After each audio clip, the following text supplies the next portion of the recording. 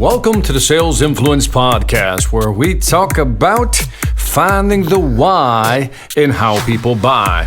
I'm your host, Victor Antonio, and today I want to tackle a big question. Do or don't? Should you do or should you not do? I want you to imagine for a moment that you're prospecting, right? You're making the phone calls. Oh, and by the way, I have a new prospecting video series coming out. Be on the lookout for it. It should be out next week. It's called The Prospecting System. It's for B2B. If you're prospecting and you're looking for business, new prospect, you want this video series. It'll be available on my website, seminarsonselling.com. So imagine for a moment that you're prospecting, right? You pick up the phone, you get past the gatekeeper, and you manage to get to who you believe is the person you need to talk to.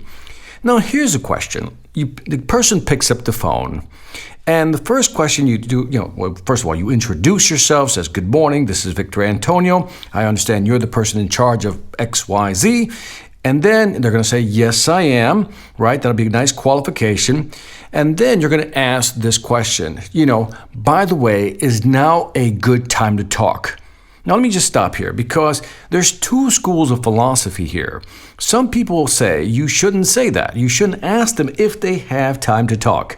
Then there's the other school of philosophy that says, no, it's polite to ask them if they have time to talk.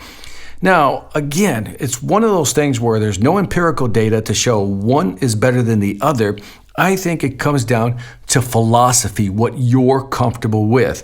So when the person picks up, should you just jump into your sales pitch and not even ask them if they have the time to talk? Or should you ask them if they can have a minute to talk to you? What do you think? I'm going to give you my perspective. I like to ask.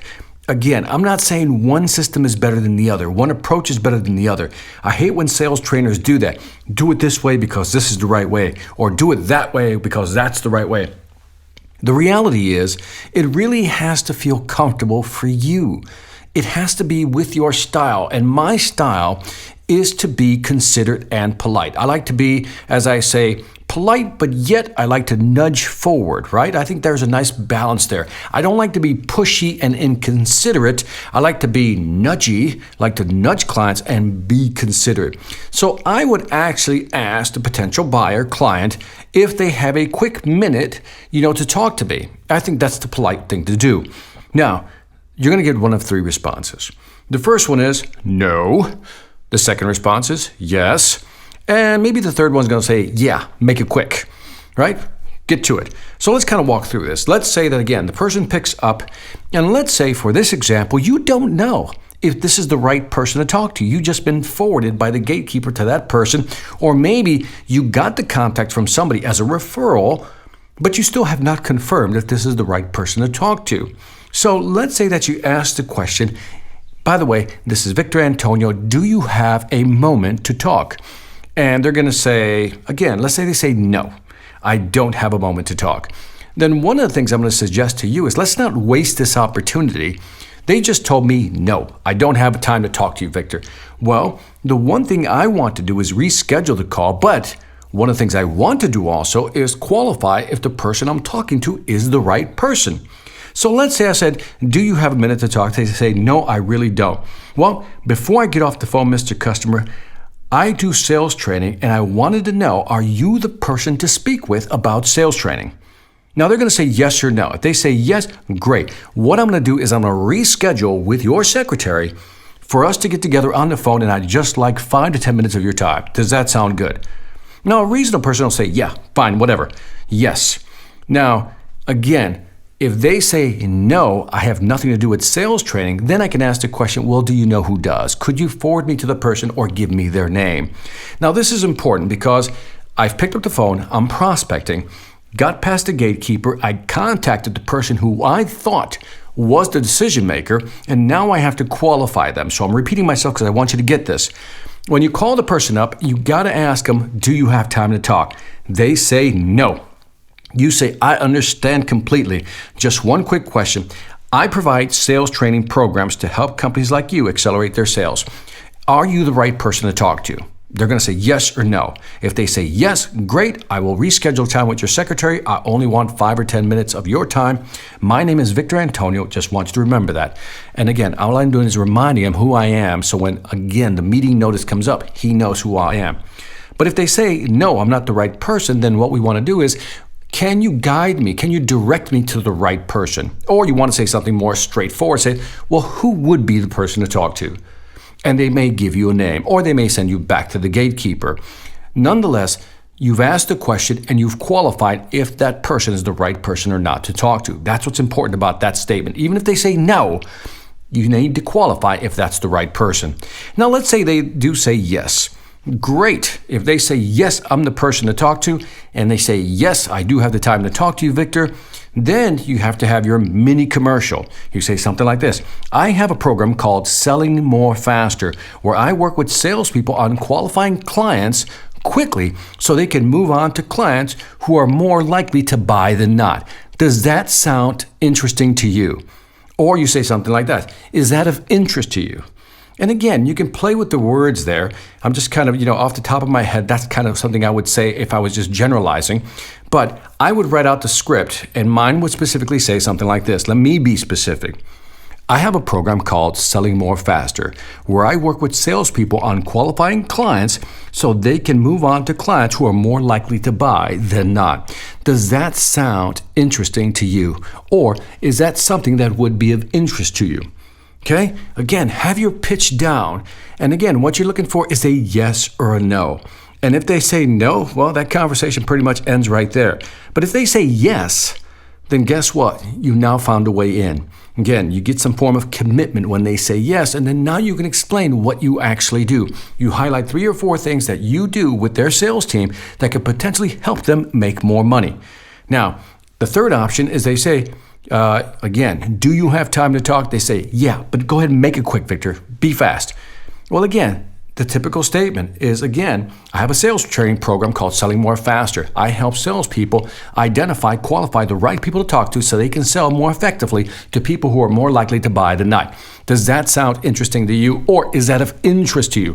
And I'm looking for a yes or a no. Get the idea? Now, the reason I wanted to talk about this in this podcast is, again, I keep hearing the argument about should you ask somebody about whether or not they have the time? And I think you should, because if it's a large sale, especially if it's a big B2B sale, you don't want to start off on the wrong foot with the person. For example, when somebody doesn't ask me personally, when somebody doesn't ask me if I have the time to talk, I always consider that a rude indicator, which already puts a negative mark on wanting to deal with this person over the phone. So I think you put yourself at a disadvantage when you don't ask that question. Again, that's my personal philosophy. I'm not saying it's right versus those who don't do it. Again, the counter argument to not including it in the actual statement is that some people say, look, you don't want to ask them if they have time. You just want to jump right into the sales pitch and grab them while you have them on the phone. And again, that could be a valid sales approach, and it works probably for many people. I just don't feel comfortable doing that. Call it upbringing, call it what you will. It's not what I feel comfortable with. And I always remind people, like yourself who are in sales, don't try to sell like somebody else. Find the style that fits you.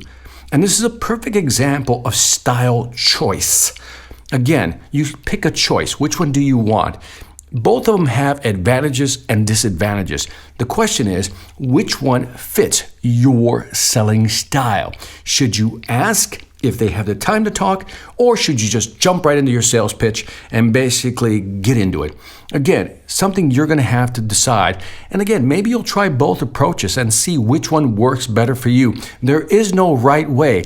The only way is your way. So if you can make this work, let me know how it works for you. And if you're using both styles or you're using one or the other, I'd love to hear your feedback. Post it on YouTube or anywhere on iTunes or Stitcher. Again, that's it for this Sales Influence podcast. Don't forget to leave me some feedback on iTunes, Stitcher, or YouTube. Let me know what you think. I would greatly appreciate it. Also, check out my sales training website, seminarsonselling.com, where you'll find great sales training videos for you or your team to help you build your business so you can what?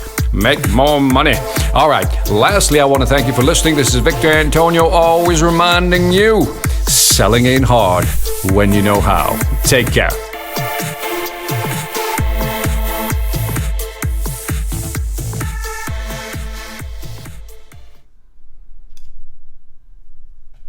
Hi, I'm Victor Antonio. I'm an author, sales trainer, and keynote speaker. I'm often asked, what makes a great speaker? Is it someone who delivers real content that the audience can use?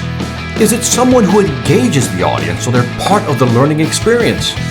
Or is it someone who can motivate an audience to push them beyond their comfort zone and discover new abilities?